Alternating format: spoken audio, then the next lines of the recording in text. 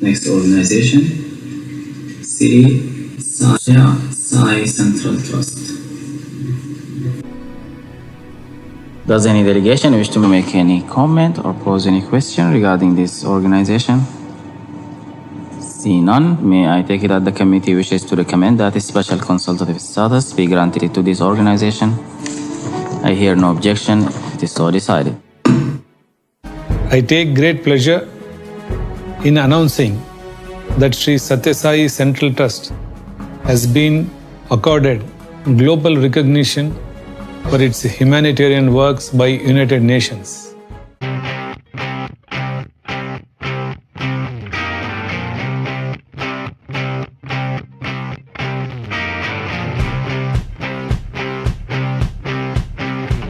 Meboye bukanlah kesalahan. Sikap Meboye juga tidak usah terlalu dipermasalahkan. Maka silahkan Meboye jika itu menjadi pintu pembuka dan penyemangat kita untuk mendalami sesuatu lebih lanjut guna menemukan kebenaran sejatinya. Tetapi jangan pernah Meboye jika Anda tidak mempunyai ulasan dan alasan yang lebih logis untuk tidak mempercayai isi konten video ini. Ini adalah video tentang opini, analisa, dan sudut pandang yang kemungkinan bisa sama atau bahkan jauh berbeda dari apa yang Anda pikirkan. Maka hargai perbedaan dan silahkan tulis sudut pandang Anda di kolom komentar. Om Swastiastu, Om Abhijnanastu Namasidam, Om Sri Sai Ram.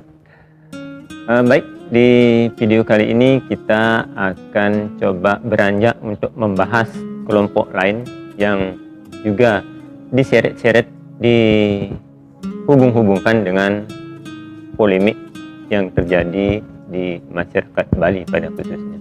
Setelah dalam beberapa episode video yang sudah saya unggah sebelumnya, kita membahas tentang kelompok kesadaran Krishna atau yang lebih dikenal dengan nama Sampradaya Hari Krishna. Ini walaupun saya masih menyiapkan ada beberapa video lagi tentang Sampradaya Hari Krishna, yang misalnya tentang kontroversi Bhagavad Gita as it is, tentang pemaknaan aku dalam kitab Bhagavad Gita, tetapi kita loncati dulu ya. Ada sesuatu yang lebih urgent tentang kelompok lain, yakni kelompok Sai Study Group atau lebih dikenal dengan nama kelompok Sai Baba. Kita akan coba menelaahnya, apakah memang benar sebagaimana yang dituduhkan oleh beberapa orang bahwasanya kelompok ini kelompok yang memuja Bhagawan Sri Satya Sai Baba sebagai Sadguru, master, guru spiritual dari organisasi besar ini adalah salah satu dari beberapa kelompok spiritual bernuansa India yang katanya bisa menjadi ancaman dan merongrong budaya Bali. Kita akan melihat kejelasannya, kita akan coba menampilkan realita dan sudut pandang lain dari yang mungkin apa yang telah dipegang oleh beberapa orang selama ini sebagai sebuah keyakinan dan kesimpulan untuk menghakimi kelompok Sai Baba sebagai bagian dari sampradaya non-dresta yang ada di Bali. Oke. Kalau kita menyimak dan kita mau menelaah, mempelajari sejarah masuknya ajaran Bhagawan Sri Satya Sai Baba ini ke Indonesia yang terjadi sekitar tahun 1980-an. Saya sendiri ketika membaca dari banyaknya ragam buku tentang Bhagawan Sri Satya Sai Baba, sampai saat ini bukan menduping karena saya juga menjadi pengikut beliau, mengikuti pesan dan ajaran Bhagawan Sri Satya Sai Baba, tetapi realitanya, fakta yang ada di lapangan, bukan karena saya istilahnya ya namanya juga mencintai, pasti yang dilihat hanya baik-baiknya saja, buruk-buruknya tidak ada. Kita fair saja melihat fakta dan realita. Saya menyuguhkan fakta yang ada di lapangan, dan apa yang saya kemukakan ini juga merupakan salah satu sudut pandang saja. Artinya tetap diperbolehkan, tetap masih ada kesempatan bagi sahabat-sahabat yang lainnya untuk memberikan opini dari sisi lain, sisi mana mereka melihat topik yang sedang kita bicarakan ini. Saat ini saya ada di aula yang cukup luas tidak ada di satu ruangan sempit yang terkotak-kotak, karena biasanya kotak-kotak pemahaman ruang-ruang sempit tersebut seperti pemahaman kita ketika melihat suatu persoalan dengan kacamata yang serba terbatas. Akhirnya kita terkotak-kotak pada pemahaman dan kesimpulan yang menutup diri kita untuk melihat sisi lain, sudut pandang lain dari apa yang telah kita yakini atau apa yang kita simpulkan terhadap sesuatu. So, kita akan coba melihatnya. Sebagaimana tadi saya sebut bahwasanya kelompok atau ajaran Bhagawan Sri Satya Sai Baba ini datang atau diperkenalkan di Indonesia oleh masyarakat Hindu, khususnya etnis India yang ada di Indonesia, membawa ajaran tersebut dan diperkenalkan di Indonesia. Walaupun cara-cara Bhagawan Sri Satya Sai Baba itu untuk menjamah, untuk menemui para baktanya itu, orang-orang yang berdasarkan karma wasananya dianggap cocok, dianggap ada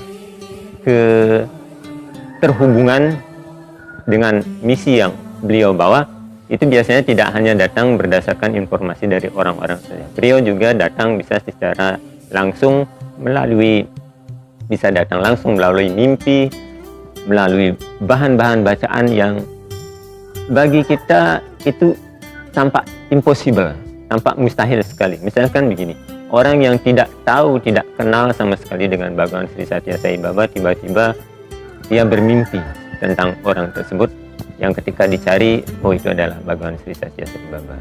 Mungkin orang yang sakit parah, sudah kemana-mana, tiba-tiba Bhagawan datang memberikan darsan dalam mimpinya, dan akhirnya dia mencari tahu tentang orang tersebut yang adalah Bhagawan Sri Satya Sai Baba. Nah, hal-hal seperti ini adalah menunjukkan bahwa beliau mengetahui bukan hanya orang-orang yang ada di sekitar beliau, orang-orang yang memiliki keyakinan yang sama, misalkan di agama Hindu, karena beliau lahir dari keluarga Hindu dan beliau lebih banyak mengupas pesan dan ajarannya dari kitab-kitab suci kuno agama Hindu yang mau dibangkitkan kembali, karena banyak orang yang telah melupakan intisari kesejatian dari ajaran-ajaran luhur yang termuat dalam kitab suci agama Hindu terutama. Tetapi beliau juga hadir bukan hanya untuk kalangan masyarakat Hindu saja, tetapi beliau adalah milik dunia, milik semesta raya. Itulah sebabnya banyak juga pengikut-pengikut beliau datang dari berbagai agama dan keyakinan, dari berbagai negara, karena beliau mengetahui juga doa-doa pengharapan yang ditujukan oleh orang-orang tersebut, walaupun mereka memuja nama dan wujud lain, Tuhan yang mereka yakini sebagai perwujudan Tuhan. Istiadatnya lain-lain, tetapi Bhagawan Sri Satya Sai Baba mendengar dan mengetahui doa-doa tersebut. Hal ini mungkin terlihat mustahil ya, terlalu membesar-besarkan atau bagaimana. Tetapi untuk bisa membuktikan hal ini, nanti saya sudah mengumpulkan beberapa kesaksian dari para bhakta, tinggal menunggu diunggah saja. Ini kan bagian dari salah satu dari 3 metode dasar yang telah diwariskan oleh leluhur kita untuk bisa mengetahui, membuktikan suatu kebenaran lewat agama Pramana, misalkan lewat dari kitab-kitab suci, ramalan-ramalan yang termuat dalam beberapa buku yang ditulis oleh seorang waskita, seorang yang memiliki pandangan baik terhadap masa lalu, masa kini, dan masa yang akan datang. Juga lewat sabda Pramana dari uraian atau pernyataan orang-orang suci yang memang layak untuk kita gugu dan kita percayai, terus dengan cara melakukan penelitian, melakukan kajian secara seksama terhadap objek atau sesuatu yang ingin kita ketahui kebenarannya. Dan terakhir ya lewat pratyaksa Pramana, yaitu pembuktian sendiri dari beberapa orang yang telah terhubung dengan Bhagawan Sri Satya Sai Baba secara langsung. Mungkin mereka sudah dipanggil dan berkesempatan untuk melihat wujud fisik beliau ketika masih menggunakan physical body di dunia ini dalam karir keawataran sebagai Bhagawan Sri Satya Sai Baba, ataupun mereka-mereka yang sama sekali belum pernah mengenal Bhagawan Sri Satya Sai Baba sebelumnya, tetapi diberikan kesempatan untuk tahu. Bhagawan Sri Satya Sai Baba datang sendiri menemui mereka karena karma baik, kumpulan karma wasana yang baik dari kehidupan demi kehidupan yang juga diketahui oleh Bhagawan Sri Satya Sai Baba. Nah, kesaksian-kesaksian ini nanti saya akan upload dalam video-video selanjutnya. Sekarang kita fokus ke masalah pertama dari awal. Kenapa Bhagawan Sri Satya Sai Baba atau kelompok Sai Study Group ini diseret-seret atau dihubungkan, dianggap sebagai kelompok yang non-restu Bali, bahkan dianggap sebagai ancaman yang bisa merongrong kelestarian budaya Bali. Padahal dalam 10 prinsip hidup, dan ini di organisasi biasanya kan ada demikian, seperti Ten Commandments kalau di dalam agama lain, perintah dari nabi atau guru yang mereka yakini sebagai penuntun, sebagai guide untuk mereka ikuti menuju kepada kebaikan.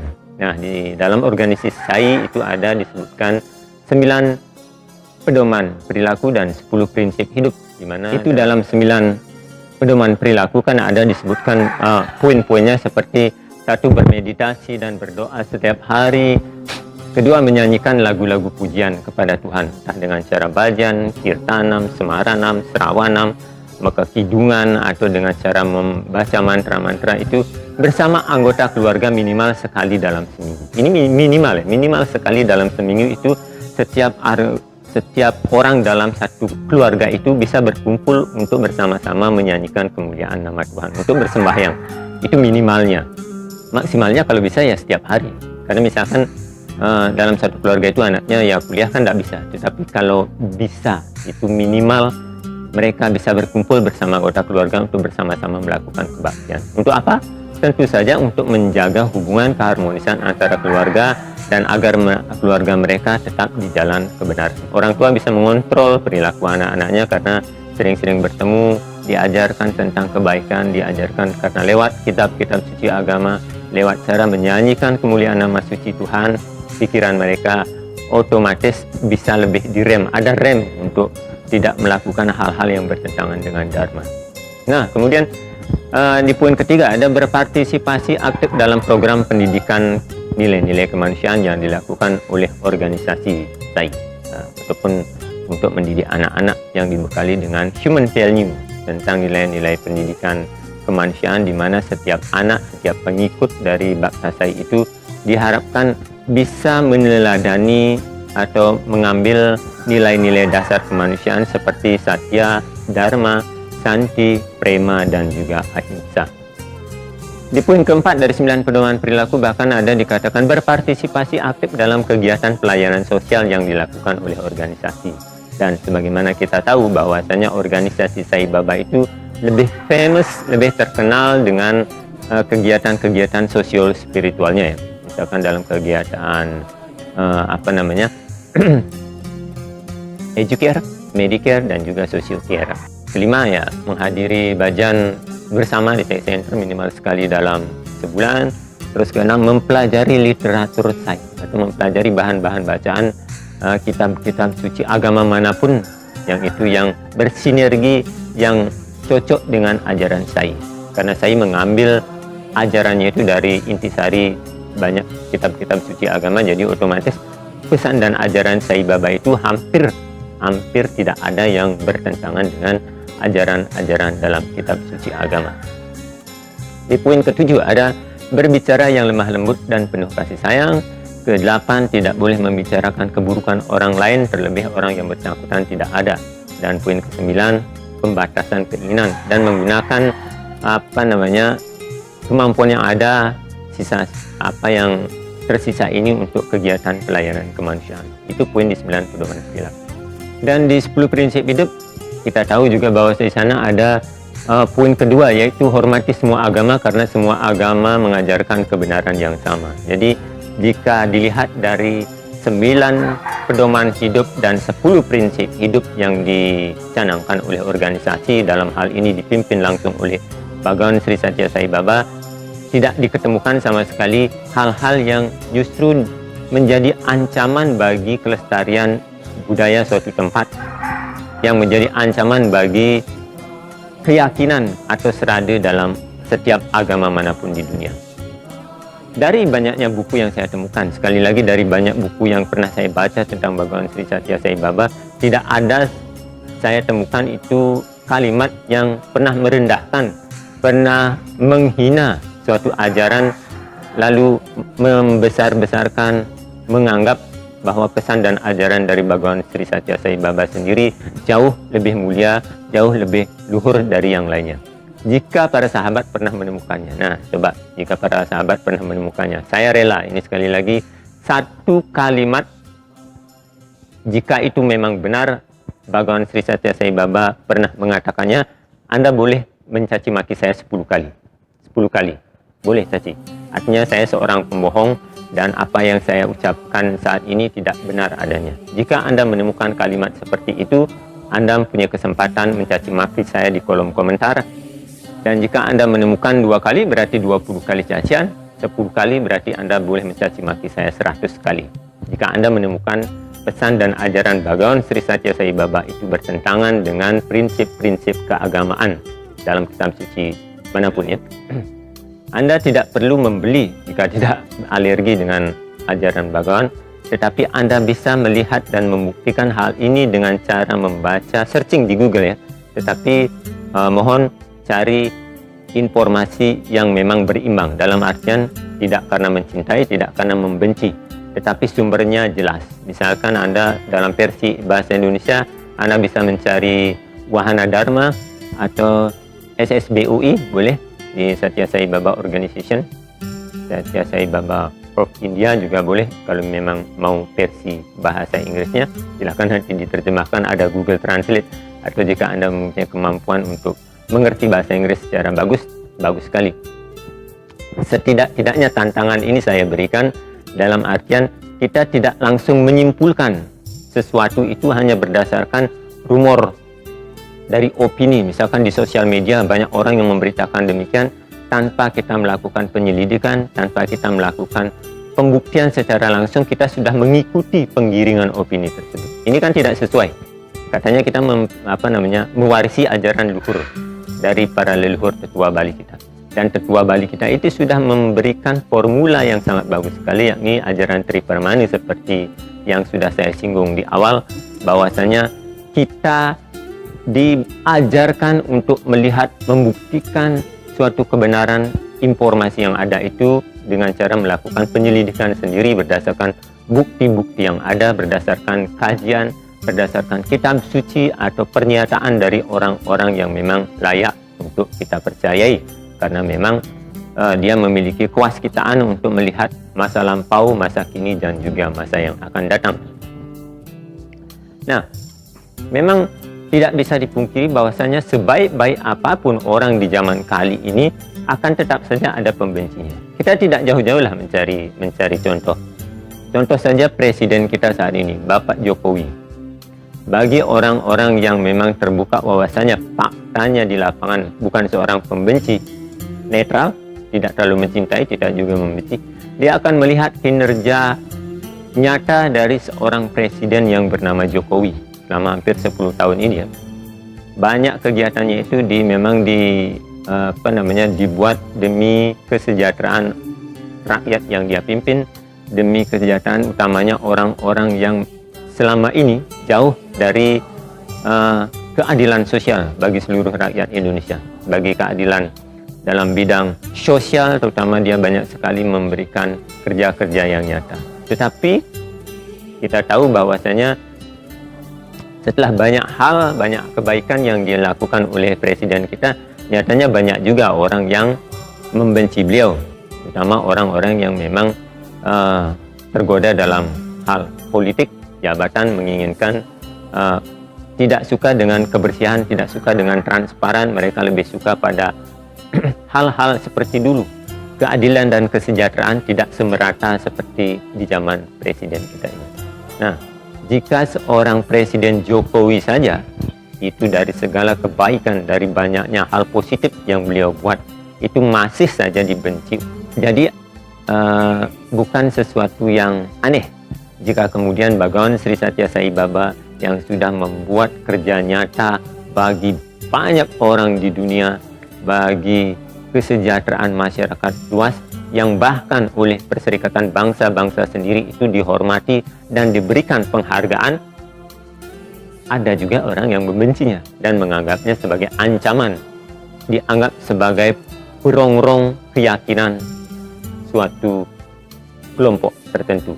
Jadi wajar-wajar saja. Tetapi jika kita mau fair, sekali lagi fair melihat kenyataan yang ada, sebagaimana kita melihat kinerja Presiden Jokowi, kita akan tahu bahwasanya apa yang dilakukan oleh Bhagawan Sri Satya Sai Baba itu nyata adanya, dan ini sudah dibuktikan. Bahkan lembaga kelas dunia seperti PBB sendiri kan sudah melakukan kajian penelitian sehingga sampai berani memberikan penghargaan kepada organisasi yang dikomandoi langsung oleh Bhagawan Sri Satya Sai Baba. Jika para sahabat kurang meyakini hal tersebut, mari kita lihat cuplikan kegiatan tersebut yang sudah pernah saya unggah sebelumnya di channel Wirahari. Kita akan lihat bagaimana bidang-bidang kegiatan seperti pendidikan, di mana beliau sendiri mendirikan lembaga-lembaga pendidikan gratis dari tingkat SD sampai dengan perguruan tinggi yang levelnya universitas kelas dunia. Juga mendirikan rumah sakit besar, rumah sakit super specialty bahkan, sehingga proyek-proyek ini bahkan dibuka langsung, diresmikan oleh pejabat setempat seperti oleh Perdana Menteri India, oleh Presiden India secara langsung. Dan hal inilah yang membuat orang-orang semakin yakin bahwa apa yang mereka sumbangkan sebagai punya itu dikelola dengan baik dan dipergunakan sebesar-besarnya demi kesejahteraan dan kemaslahatan kebaikan umat manusia. Kita akan coba lihat bersama, kegiatan-kegiatan yang sudah saya sampaikan tadi, supaya ini tidak dikatakan sebagai membesar-besarkan saja tanpa fakta kebenaran yang ada di lapangan. Kita akan lihat bersama bagaimana hal itu terwujud khususnya di daerah bagian India, di mana beliau sempat membuat water project yang sangat besar sekali yang bisa memberikan pengairan air bersih yang siap minum itu kepada hampir ratusan desa di daerah India Selatan. Itu kalau di sini mungkin satu kabupaten itu diberikan, karena itu daerah kering sekali India Selatan dulu kan. Tetapi lewat program-program Bhagawan Sri Satya Sai Baba, kesejahteraan kini merata. Di Bali juga ada. Liputannya kita lihat bersama seperti ini. Kita mulai dari bidang pendidikan. Sebagaimana kita sadari bahwa pendidikan menjadi fondasi awal pembentukan sebuah karakter. Pendidikan yang dimulai dari ruang lingkup terkecil ketika kita baru mengenal dunia akan diajarkan oleh sang ibu. Ia adalah guru pertama kita. Orang tua, khususnya ibu, yang mengerti peran dan kedudukannya yang sangat penting bagi tumbuh kembang kepribadian sang anak, tentu akan bisa menjamin karakter yang baik bagi generasinya. Tetapi kita tahu bahwa di zaman ini banyak sekali wanita yang kurang bisa memahami peran pentingnya dalam keluarga guna menanamkan nilai-nilai kemanusiaan dalam pembentukan karakter sang anak. Beberapa wanita lebih sibuk mengejar karir dan strata sosial dengan mengesampingkan tugas dan tanggung jawab yang lebih berat dan terhormat dalam keluarga. Akibatnya, anak menjadi kurang kasih sayang dan perhatian dari orang tuanya. Di sekolah pun umumnya pendidikan karakter tidak begitu menjadi prioritas di zaman sekarang, sebab kebanyakan lebih berorientasi pada pencapaian prestasi, nilai akademis, ataupun sekedar agar dapat memiliki ijazah sebagai penunjang dalam mencari kerja. Pendidikan yang mahal, yang kurang berimbang dengan kualitas dalam penguatan akhlak moralitas anak didik menjadi kendala yang dihadapi oleh dunia, sebagaimana Mahatma Gandhi pernah mengatakan bahwa pengetahuan tanpa karakter, sains tanpa kemanusiaan, bisnis tanpa moralitas, kekayaan tanpa kerja keras, kenikmatan tanpa hati nurani, politik tanpa prinsip, dan agama tanpa pengorbanan adalah hal yang sangat berbahaya. Dan itulah yang sedang terjadi saat ini. Itulah kenapa cita-cita luhur seorang Mahatma Gandhi dipertegas kembali oleh Bhagawan Sri Satya Sai Baba guna mengembalikan roda dharma itu kembali pada relnya, mendorong organisasi Sai menggarap bidang itu sebagai salah satu prioritas. Sai mendirikan lembaga-lembaga pendidikan dari tingkat taman kanak-kanak hingga perguruan tinggi yang bebas biaya. Sekolah menengah atas Sri Satya Sai terinspirasi dan diprakarsai oleh Bhagawan Sri Satya Sai Baba sendiri. Beliau adalah hidup dan jiwanya, motivasi serta tujuannya. Di bawah bimbingan langsung dan perhatian penuh kasih sayangnya, sekolah memulai misinya untuk membentuk pikiran-pikiran muda menjadi lebih berkarakter, guna mentransformasi manusia agar menyadari sifat keilahiannya. Sri Satya Sai Institute High Learning memberikan pendidikan gratis kepada siswa di semua program studi. Ini termasuk pembebasan semua biaya sekolah, ujian, laboratorium, perpustakaan, olahraga, dan medis. Program yang ditawarkan meliputi sarjana, pasca sarjana, profesional, dan juga penelitian. Pendidikan ini berbasis nilai dengan penekanan yang sama pada kegiatan akademik dan kebaktian budaya, olahraga, serta pelayanan. Gurukula modern memberikan sistem tempat tinggal dengan suasana yang spiritual. Kehidupan bermasyarakat menghasilkan semangat kemandirian dan sikap melayani masyarakat. Fasilitas dan sumber daya kelas dunia ditawarkan meskipun dibangun di pedesaan. Kampus ini terletak di tengah lingkungan yang damai, bangunan yang luas, elegan, dan dirancang secara estetika. Ruang kelas multimedia berteknologi tinggi, konektivitas broadband dengan kecepatan tinggi, laboratorium desain modern, dan pusat instrumentasi yang lengkap. Rasio siswa guru 8:1 yang memungkinkan guru memberikan perhatian yang lebih kepada para siswa. Institut Pendidikan Tinggi Sri Satya Sai adalah universitas yang berlokasi di distrik Anantapur, Andhra Pradesh. Didirikan oleh Sri Satya Sai Baba pada tanggal 22 November 1981. Ada 4 kampus universitas, 3 universitas khusus untuk pria yang berada di Prasanti Nilayam Puttaparthi yang dibangun di Whitefield dekat Bangalore, dan juga yang ada di daerah Mudani Halim. Sedangkan 1 universitas khusus wanita dibangun di wilayah Karnataka, Anantapur.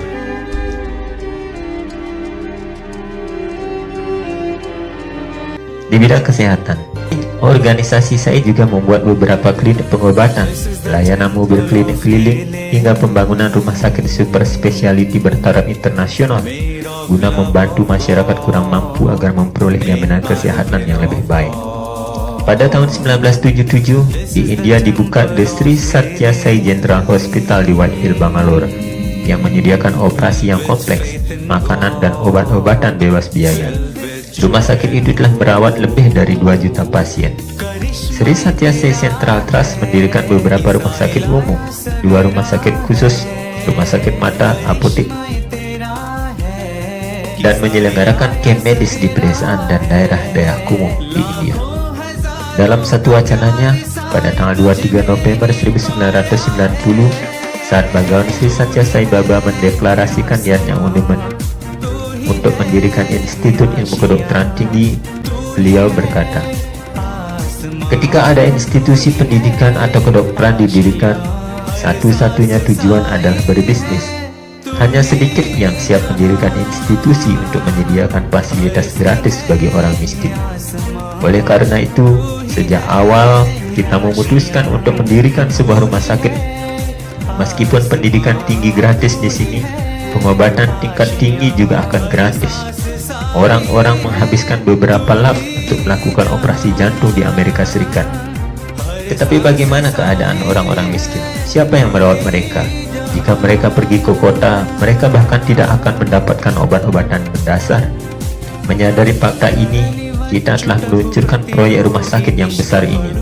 Baik itu operasi bypass jantung, transplantasi ginjal, operasi paru-paru, operasi otak, dan operasi mata, semuanya akan dilakukan secara gratis. Ini telah diputuskan sejak awal proyek rumah sakit akan dibuka.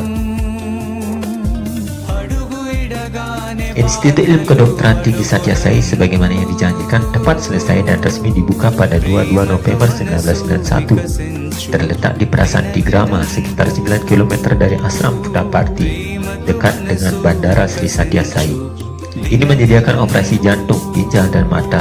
Rumah sakit ini sepenuhnya gratis, tidak ada biaya untuk operasi. Dokter, perawat, kamar, atau penginapan semua ditanggung secara cuma-cuma. Orang-orang mungkin akan bertanya, mengapa rumah sakit canggih dan paling modern yang seharusnya terletak di kota metropolitan yang berkembang dengan baik itu justru didirikan di daerah pedesaan Puttaparthi? Baba mengatakan bahwa orang kaya bisa pergi kemana saja dan mendapatkan pertolongan medis dengan sumber daya mereka yang melimpah. Tetapi orang miskin di pedesaan tidak akan bisa pergi jauh dari desa mereka untuk berobat. Demi rakyat miskin itulah rumah sakit ini didirikan. Ini adalah proyek raksasa yang dimaksudkan untuk memberi manfaat bagi orang-orang yang telah mengidam-idamkannya selama ribuan tahun. Proyek Rumah Sakit Keliling Sri Satyasai adalah layanan kesehatan penjangkauan pedesaan yang unik yang diluncurkan oleh Bhagawan Sri Satyasai Baba pada tanggal 30 Maret 2006 guna memberikan pelayanan kesehatan holistik yang sepenuhnya gratis kepada pasien. Ini beroperasi dari hari pertama hingga hari ke-12 setiap bulannya di 12 titik desa dasar yang diambil dari 6 bandar dari distrik Anantapur. Masing-masing dari 12 titik ini melayani beberapa desa di sekitarnya. Saat ini rumah sakit keliling melayani pasien dari 63 desa target bersama, dengan pasien yang berkunjung dari sekitar 400 desa di wilayah tersebut. Sekitar 500 dokter dari negara bagian Andhra Pradesh dan Telangana dari 12 spesialisasi mendedikasikan keterampilan mereka dan melayani sebagai sukarelawan secara berkelanjutan. Beberapa fitur unik rumah sakit keliling mencakup fasilitas diagnostik seperti ultrasonografi dengan Doppler warna dan ekokardiogram 2 dimensi, ronsen digital, dan laboratorium yang dapat melakukan sebagian besar penyelidikan patologis dan biokimia rutin. Kehadiran dukungan diagnosis ini memastikan kualitas dan kredibilitas layanan yang diberikan. Sebagai program penjangkauan, tema rumah sakit keliling mencakup 3 aspek utama, yakni dorongan kuratif, fokus pencegahan, dan juga basis spiritual. Basis spiritual dari layanan ini mencakup penjelasan dan motivasi orang tentang pentingnya berpikir positif, nilai-nilai kemanusiaan, doa, dan meditasi, yang semuanya memupuk kesehatan yang positif. Berbagai program yang berfokus pada nilai-nilai ini dilakukan. Rumah sakit keliling bertindak sebagai sarana untuk menyediakan perawatan kesehatan yang komprehensif dan saluran untuk menyebarkan cita-cita perawatan kesehatan yang telah ditetapkan oleh Bhagawan Sri Satyasai Baba. Ini bukan hanya layanan penjangkauan pedesaan yang canggih, tetapi juga layanan yang penuh kasih dan perhatian dari hati ke hati. Lantas di bidang sosiocare, saat berbicara dengan staf rumah sakit super speciality di Prasanti Nilayam pada tanggal 26 Desember 2004, Bhagawan Sri Satyasai Baba sempat berkata, "Saat ini kita sedang melaksanakan proyek air untuk Kabupaten Godavari Timur dan Barat. Sangat mungkin untuk hidup tanpa makanan, tetapi bukan tanpa air. Air sangat penting. Orang-orang ini tinggal di sisi Godavari, tetapi mereka tidak memiliki air yang dapat diminum. Padahal air itu tersedia di dekatnya. Mereka tidak dalam posisi untuk memiliki akses. Untuk segalanya, upaya manusia sangat penting. Berusaha dan bertindak adalah kodrat manusia. Sukses atau gagal ada dalam kendali Tuhan." Satyasai Baba Water Project dimulai pada tahun 1994 yang mengalirkan air ke lebih dari 700 desa di negara bagian Andhra Pradesh, India, di mana Prasanti Nilayam berada.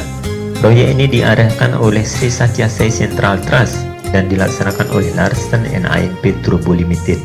Dengan kolaborasi pemerintah Andhra Pradesh, proyek ini telah menelan biaya lebih dari 63 juta US dollar yang didonasikan ke Sri Satyasai Central Trust oleh beberapa donatur yang tidak mau disebutkan namanya.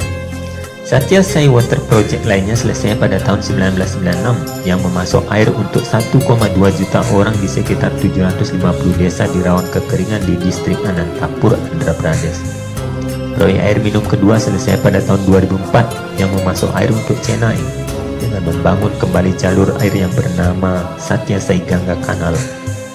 Proyek-proyek air lainnya meliputi proyek air di distrik Medak yang membantu 450.000 orang di 179 desa dan distrik Mahmudagar yang membantu sekitar 350.000 orang di hampir 141 desa.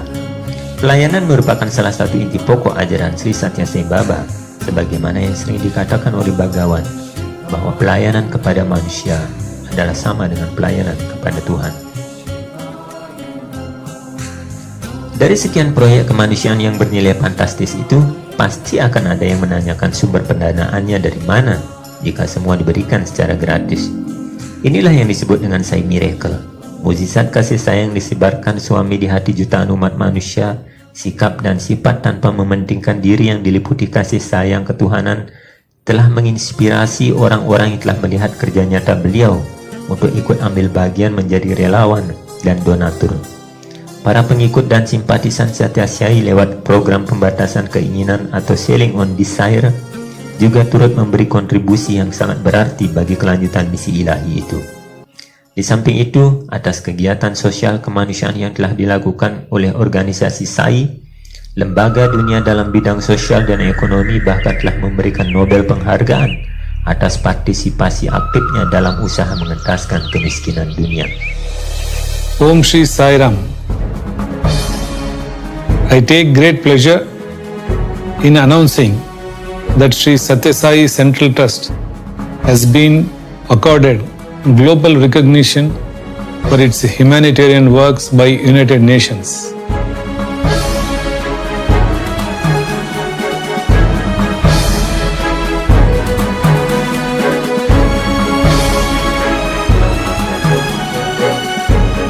Over the past 18 months, the Economic and Social Council of the United Nations relating to NGOs has been reviewing the activities of Sri Sathya Sai Central Trust, and the committee recommended to the United Nations Economic Council for granting Sri Sathya Sai Central Trust with a special consultative status. Next organization, Sri Sathya Sai Central Trust.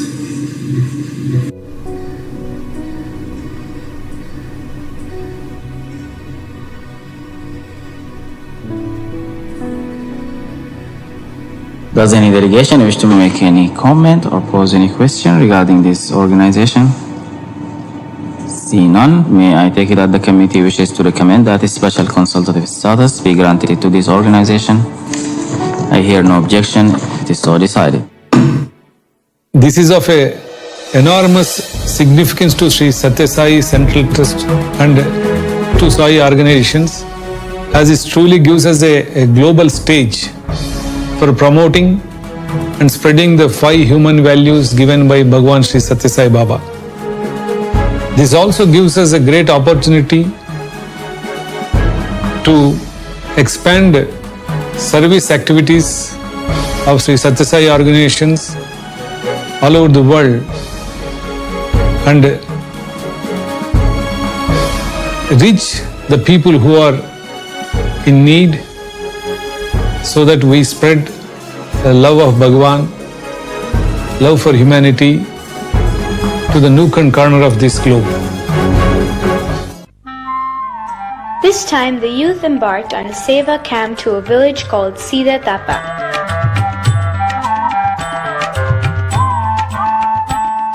This village is considered one of the poorest. Majority of the inhabitants are farmers and bamboo planters.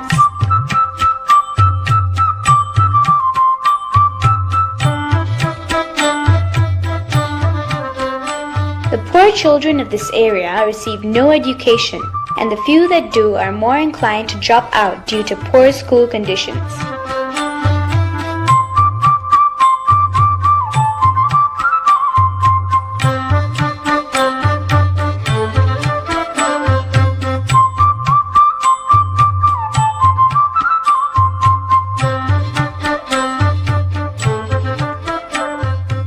The youth force got together to paint the schools as a small effort to motivate the children to stay in school.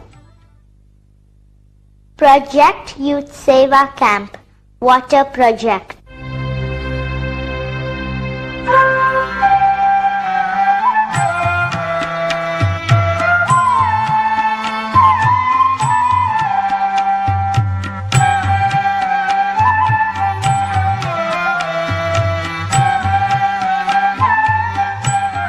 Water, being the most basic necessity, is sometimes not available to all. The youth put their forces together to toil towards building a water system for Sida Tapa village.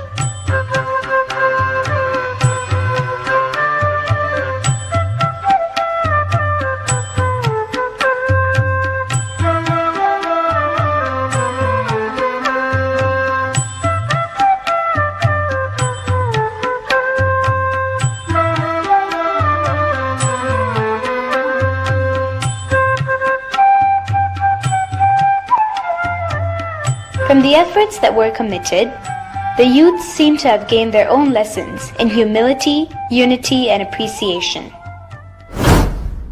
Project Youth Seva Camp, Tree Plantation.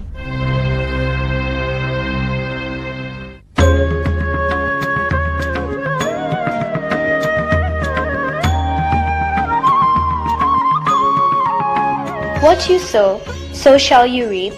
We pray that village of Sida Tapa be always green and prosperous.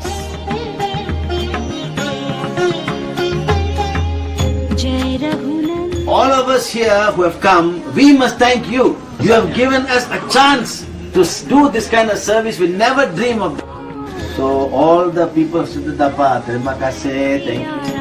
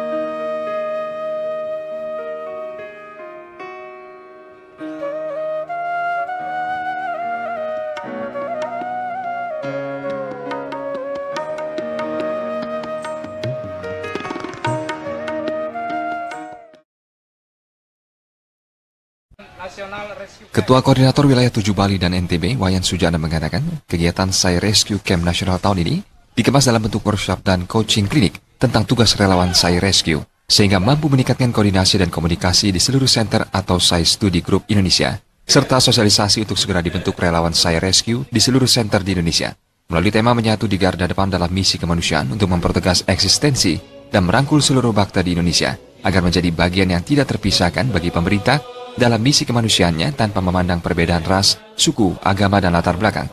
Selama ini, Sai Rescue telah mengirimkan relawannya ke luar negeri, seperti Filipina dan Nepal. Sementara untuk nasional, pengiriman tim Sai Rescue dilakukan hampir di seluruh tempat di Indonesia, sementara di Bali, Rescue Korwil 7 Bali dan NTB telah berperan aktif bekerjasama dengan Basarnas dan BPBD Bali.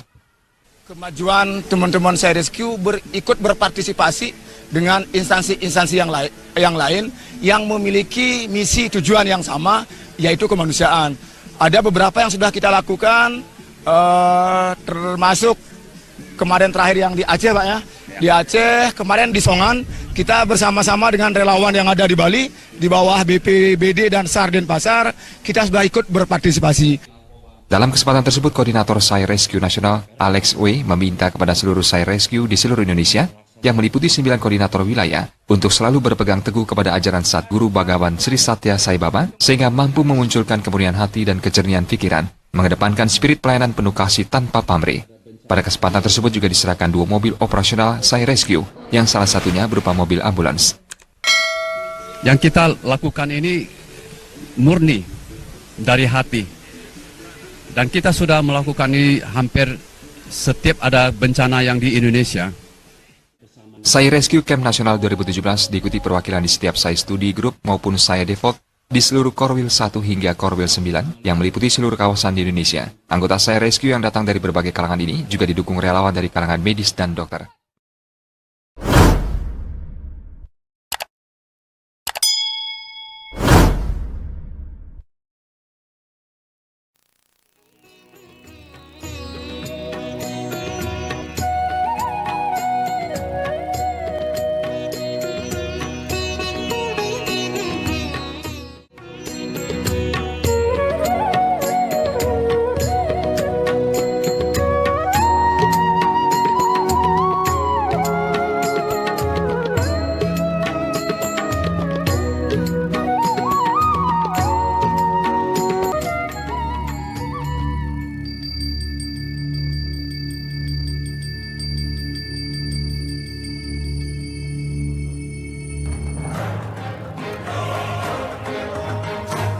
Bhinneka Tunggal Ika, Tanhana Dharma Mangrur, composed by Sage Tantular, stated in the Sutta Soma scripture in 14 AD, the essence of which was for the sake of one goal, that people from different backgrounds would live in peace and harmony, unity in diversity. This is the Indonesian icon and cultural treasure revered till this day. These values portray the legacy of the Kingdom of Kutai, ancient Mataram, Sriwijaya, and Majapahit. It illustrates the beauty of tolerance between the ruling religion of those times, Hinduism and Buddhism.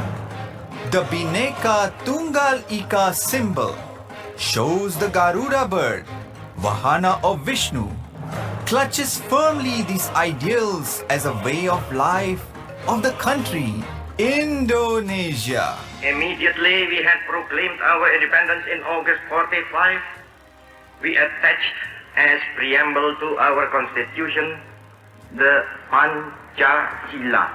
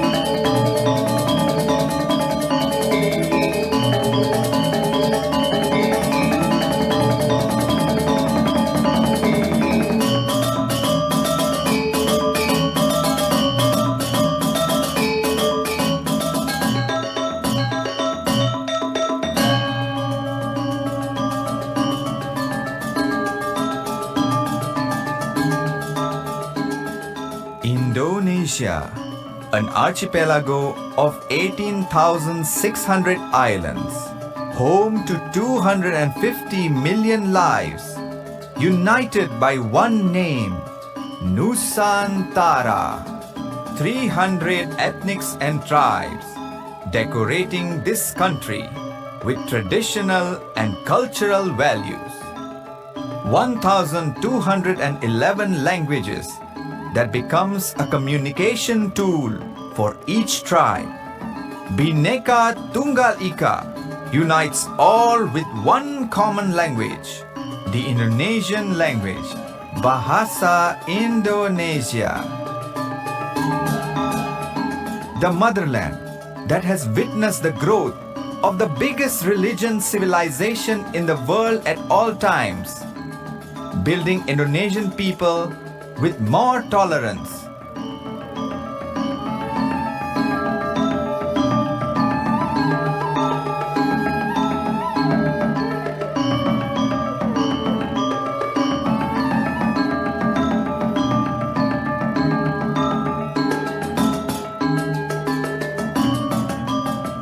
This is the color of Indonesia. Bhinneka Tunggal Ika inspires the world, the beauty and harmony of unity in differences.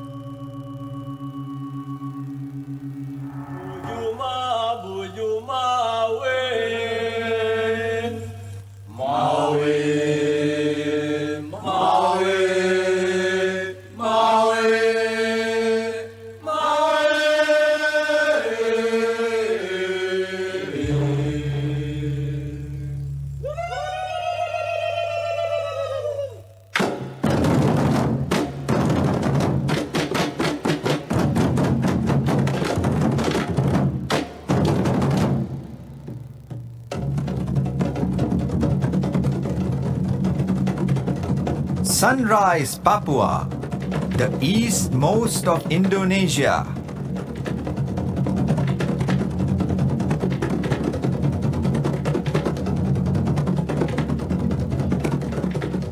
The race slowly reveals nature's beauty, dynamics, as well as simplicity.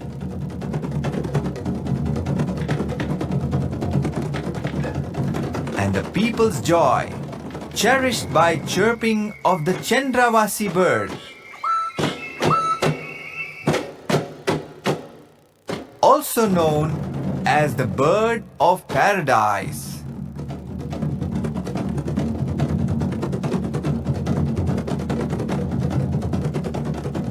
Awakening the relationship of humans, nature and animal, including the ancient animal in Komodo Island, which till today is a World Heritage.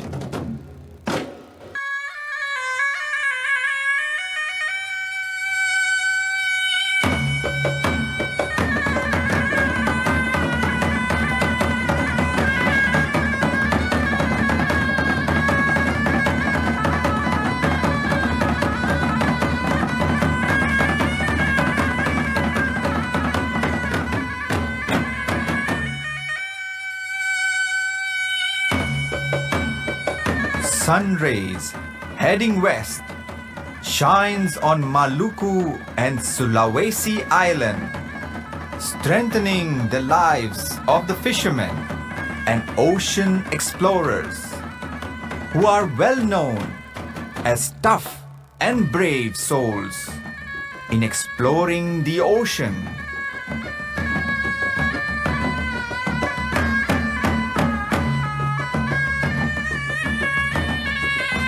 Illuminating the farmer's life with the fertile land and also maintaining the dynamics of the culture.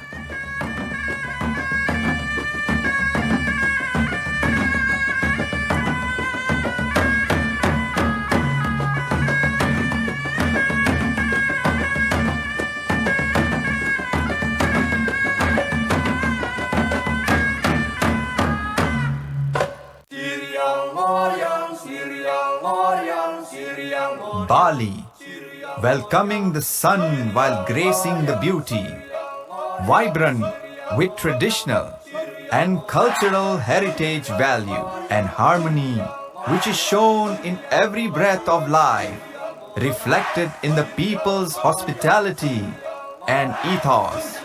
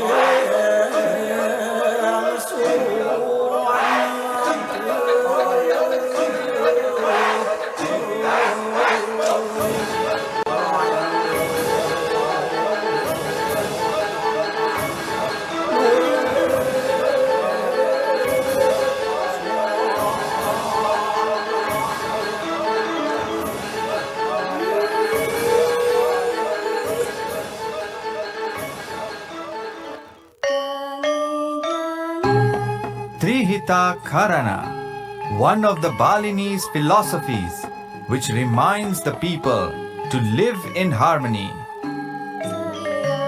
Harmony between man and the Creator, between man and man,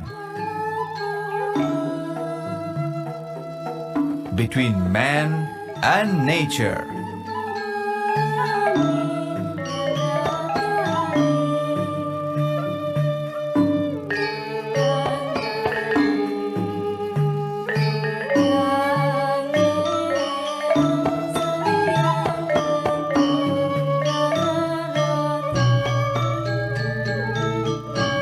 Bali, known as the island of 1,000 temples, creating an atmosphere of beauty and peace, coming from the chanting of the devotees.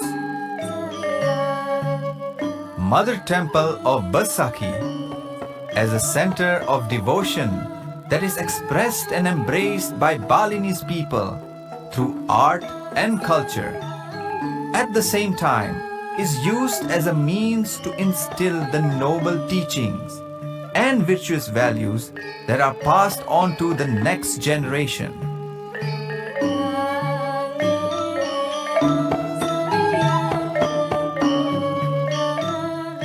Bali, which was later known as the Last Paradise Island, gives an impression and inspiration to the world.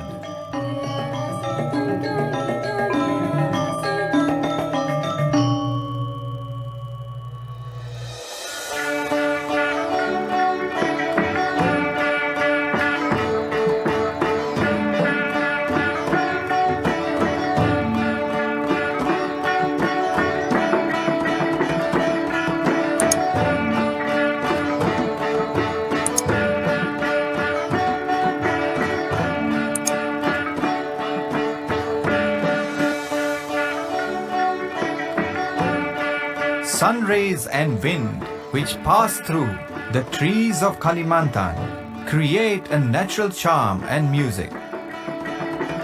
Borneo is written in history as the first place where Hindu kingdom reigned in Indonesia during the 4th BC. This was known as the Kutai Kingdom, which managed to start a bilateral relationship with Aryans from India. From this began the flow of Vedic knowledge into Indonesia. An island crossed by many rivers, the biggest being Kapuas, not only runs the economic wheel, but also enables rich social and cultural interactions.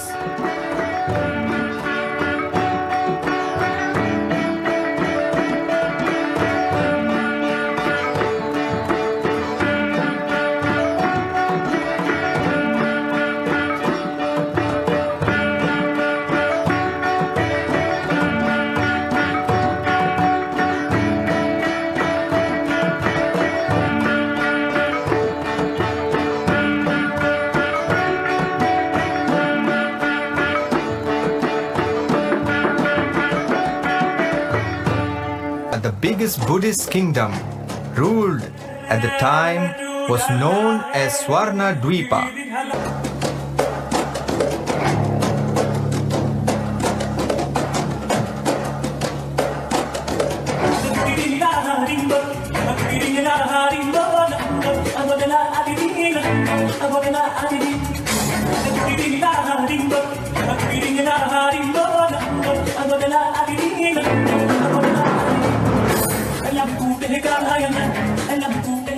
During a different era, Aceh, which is located at the end of the Sumatra island, known as the foyer of Makkah,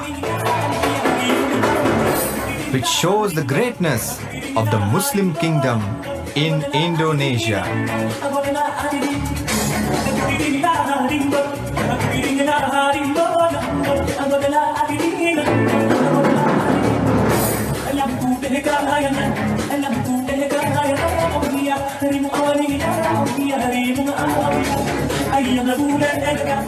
The beauty of the panoramic view of Lake Toba, in the middle of which is the island Samosir, is breathtaking.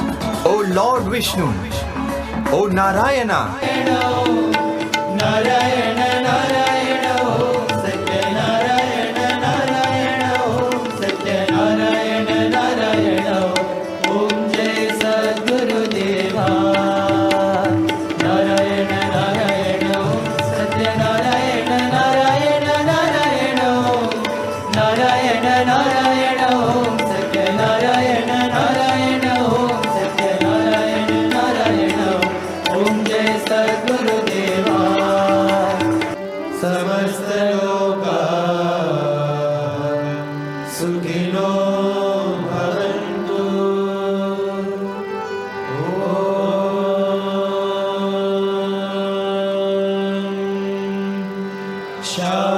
Shanti, Shanti, Shanti.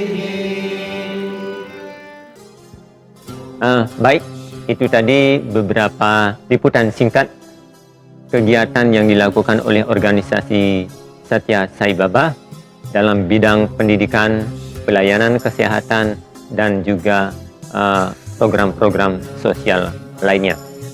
Yang tentu saja ini tidak dimaksudkan untuk pencitraan, tetapi kita lihat sendiri ketulusan Bhagawan Sri Satya Sai Baba lah yang membuat orang-orang yakin bahwa kehadiran beliau yang diyakini sebagai avatar, karena beliau dengan segala kemampuannya itu membuat kegiatan, membuat perbuatan yang bagi sebagian besar orang itu tidak mungkin, mustahil bisa melakukan proyek-proyek seperti ini.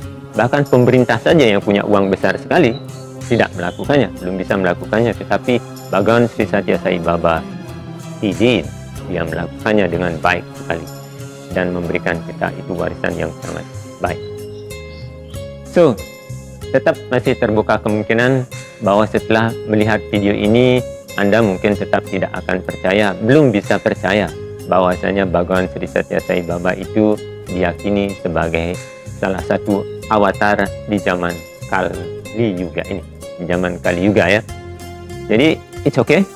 Setelah ini kita akan coba melihatnya dari kajian Sabda Permana dan juga agama Permana, dan juga kesaksian-kesaksian dari mereka yang pernah terhubung dengan Bhagawan Sri Satya Sai Baba akan saya unggah sesudahnya. Jadi silakan ditunggu dan terima kasih sudah menonton. Jangan lupa subscribe, like, dan komen. Terima kasih. Om Santi, Santi, Santi, Om.